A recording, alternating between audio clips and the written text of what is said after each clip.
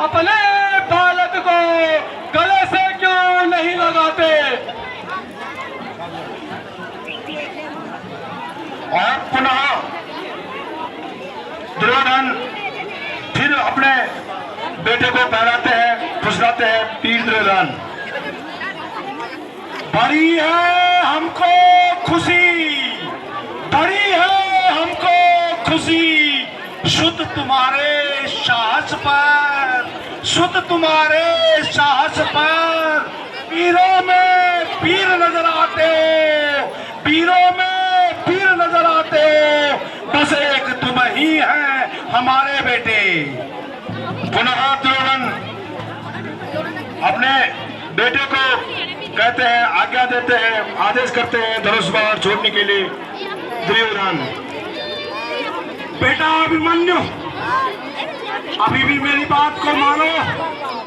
ये अस्त्र शस्त्र, ये धनुष बाण छोड़ करके सब मेरी गोदी में बैठ जाओ। अपने मन का क्रोध, अपने मन का क्रोध छोड़ करके इस क्रोध रूपी ज्वाला में प्रेम का जल छिड़क कर मेरी गोदी में बैठो, अभिमन्यु गोदी में बैठो। और मित्रों, वीर अभिमन्यु उनकी बातों में आकर धीरे धीरे अपने अस्त्र शस्त्रों को, मेरी तलवार, तूने भी बहुत वीरों का रक्तपान कर अपने प्यास बुझाई, तू भी अब आराम कर।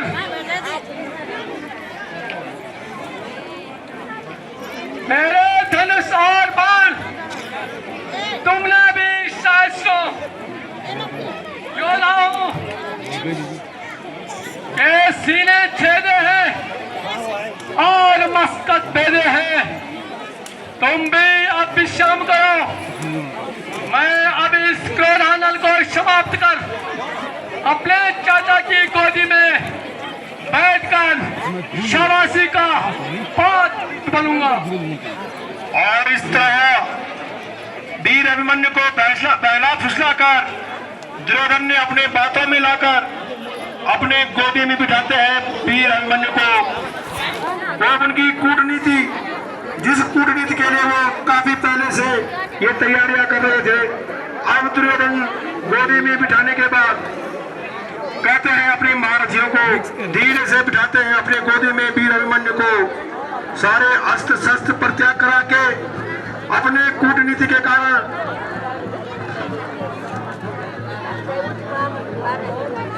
और ये कूटनीति उनकी कामयाब हुई। इस तरह जैसे ही गोदी में बिठाते हैं, बुलाते हैं अपने सारे महारथियों को,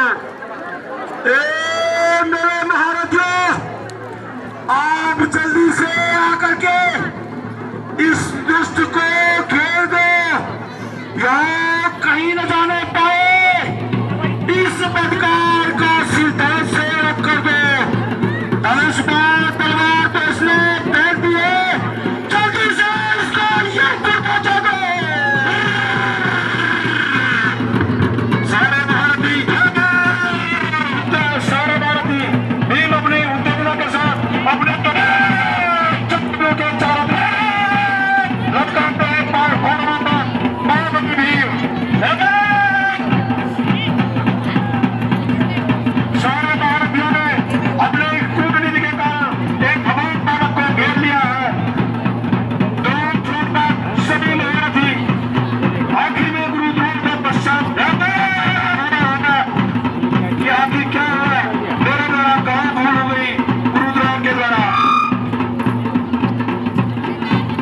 और जैसे ही सभी कौरव दल के योद्धाओं ने घेर लिया वीर अभिमन्यु को, अब वीर अभिमन्यु वार्ता कर रहे हैं। वीर अभिमन्यु,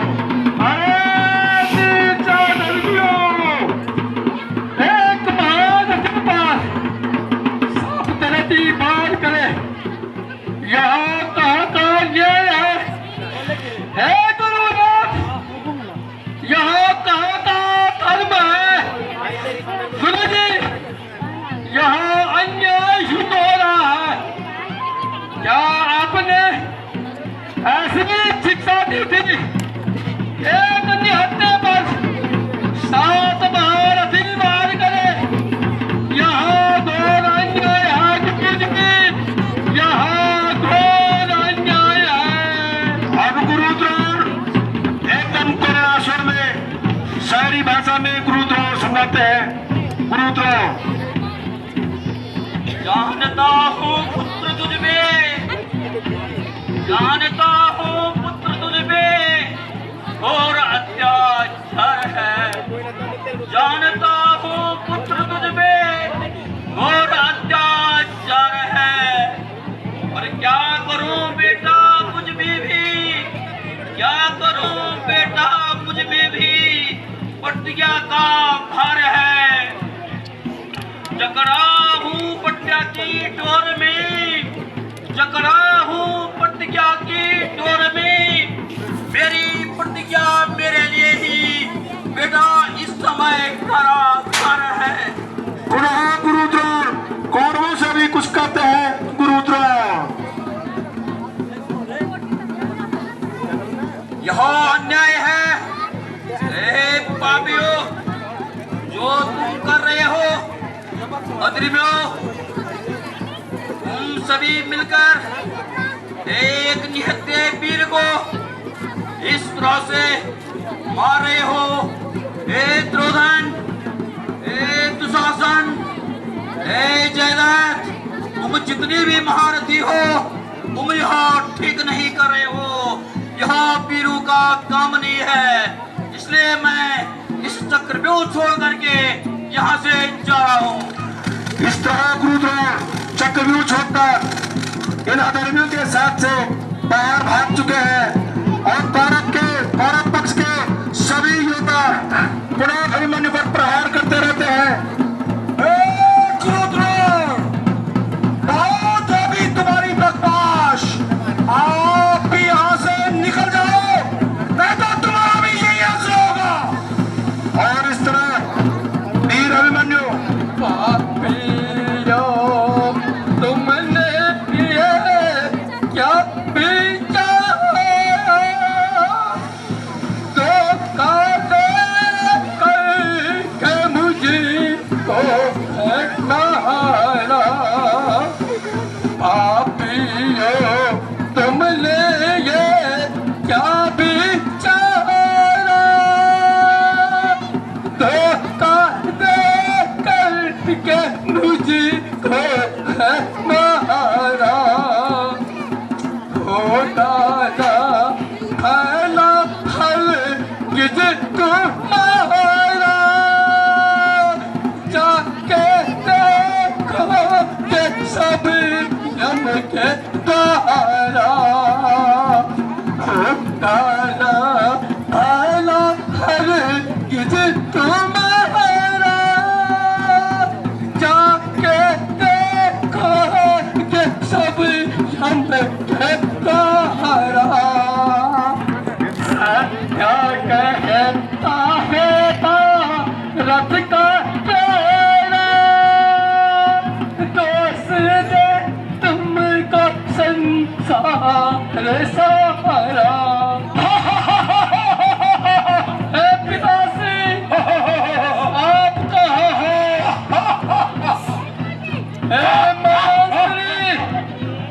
आप कहाँ हो? इन्होंने मेरी क्या दुर्दशा कर दी है महाराष्ट्री।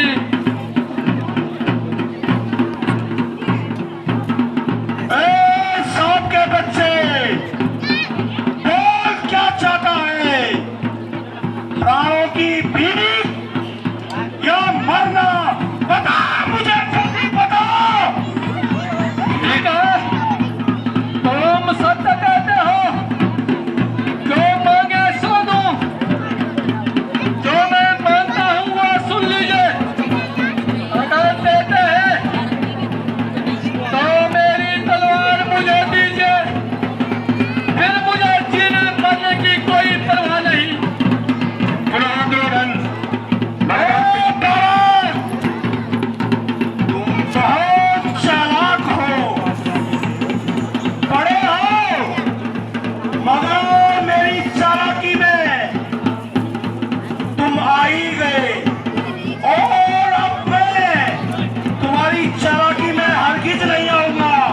अब देख, मैं तुझे तेरी तलवार कैसे देता हूं रे।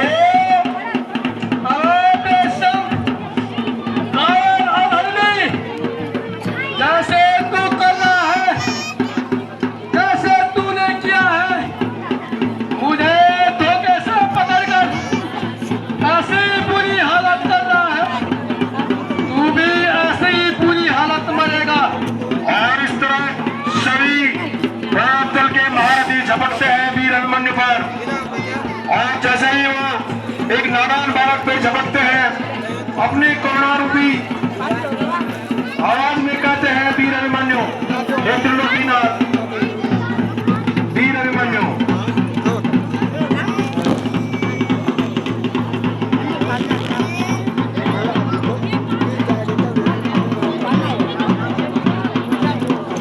वीर अभिमन्यु कहते हैं, फिर भी उनको समझाते हैं वीर अभिमन्यु।